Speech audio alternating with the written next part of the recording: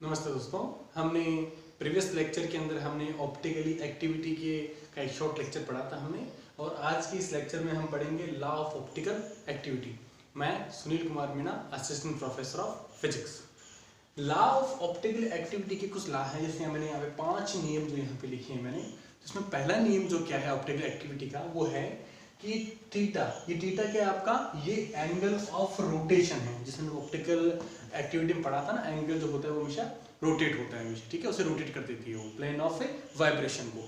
तो वो angle of rotation theta है वो proportional to L.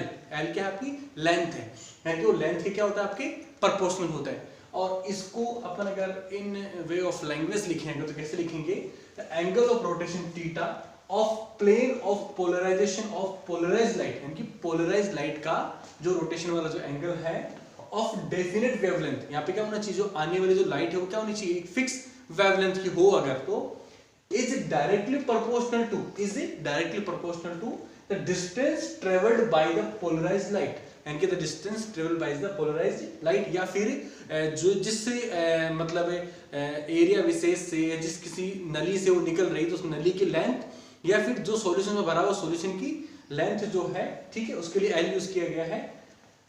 Polar light in optical active medium, ठीक है, यानी कि travelled by the polar light in optical active medium solid liquid या सॉल्यूशन, यानी कि जो आपका एंगल ऑफ रोटेशन है वो प्रोपोर्शनल होगा आपके लेंथ एल के, और वो जो सॉल्यूशन है हो सकता है या वो एक वेपर हो सकती है, या वो लिक्विड हो सकता है, या वो सॉलिड हो सकता है, क्या ऑप्टिकल सब्सटेंस जहां से वो निकल रही है। फर्स्ट क्या आपका angle of rotation proportional to the L length होता है, ठीक है।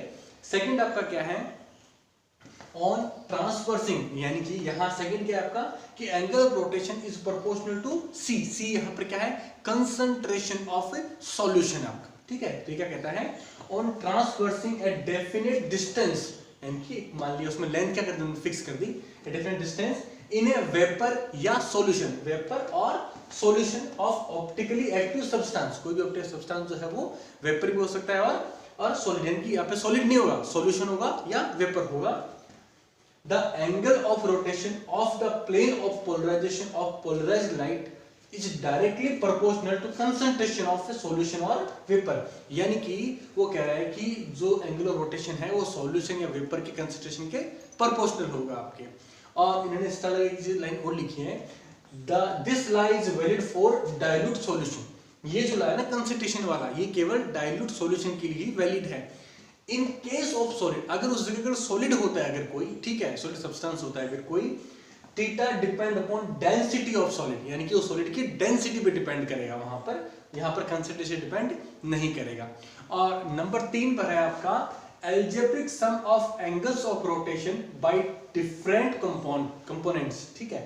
इसका मतलब क्या हुआ कि मान लिया कोई अलग अलग जो है वो ऑप्टिकल एक्टिव सब्सटेंस वहां पर एक के बाद एक रखे गए हैं, या फिर सॉल्यूशन को मिक्स करके रखा गया है अगर, तो उसमें जो एंगल ऑफ रोटेशन जो होगा वो एल्जेब्रिक सम होगा प्रत्येक मीडियम द्वारा रोटेट एंगल ऑफ रोटेशन के सम के जोड़ के बराबर होगा। मान लिया पहला जो सब्सटेंस है वो θ1 एंगल ऑफ रोटेशन से उसे रोटेट करता है, दूसरा क्या होगा θ2 से रोटेट करता है।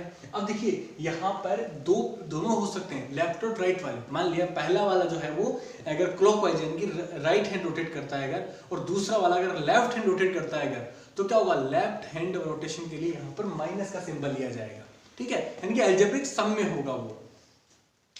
और आपका जो चौथा जो नियम है वो क्या है आपका, एंगल ऑफ रोटेशन यानी कि थीटा जो आपका है by optical active substance is inversely proportional to the square of wavelength of inversely of polarised light used, यानी कि ये जो एंगल ऑफ रोटेशन है ये किसके इनवर्सली प्रोपोर्शनल होगा, स्क्वायर ऑफ आपकी वेवलेंथ के, यानी कि ये इनवर्सली प्रोपोर्शनल किसके 1/λ स्क्वायर के होगा। यानी कि यहाँ पर अगर मैं कलर्स का यूज करूँ अगर, तो रेड कलर के लिए क्या होगा, रेड कलर के लिए वेवलेंथ क्या ज्यादा होगी तो एंगल रोटेशन क्या होगा कम होगा, और ब्लू के लिए क्या होगा, ब्लू के लिए वेवलेंथ कम होगी और एंगल रोटेशन क्या होगा ज्यादा होगा यहाँ पे, ठीक है।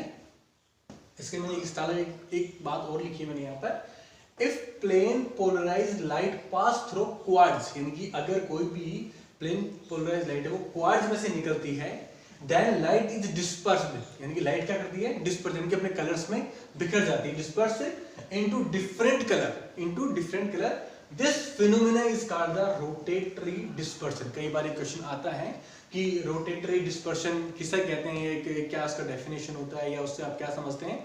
तो क्या होता है, कभी भी क्वार्ट्ज क्रिस्टल में से जब निकलती है तो क्या होती है, कलर्स में डिवाइड हो जाती है या फिर वो बिखर जाती है, डिस्पर्स हो जाती है, उसको कहते हैं रोटेटरी डिस्पर्शन फिनोमेना कहते हैं। और लास्ट जो आपका नियम वो क्या है, the angle of rotation of the plane of polarisation light produced by the medium also depend upon temperature of the medium. यानी कि ये कह रहा है कि एंगल ऑफ जो रोटेशन है वो किस पे डिपेंड करता है, टेम्परेचर पर भी डिपेंड करता है, जो कि बहुत ही इंपॉर्टेंट यहाँ पर ये है। यानी कि आज के इस लेक्चर में हमने क्या पढ़ा, हमने यहाँ पर 5 नियम पढ़े किसके, लॉ ऑफ ऑप्टिकल एक्टिविटी के। Thank you.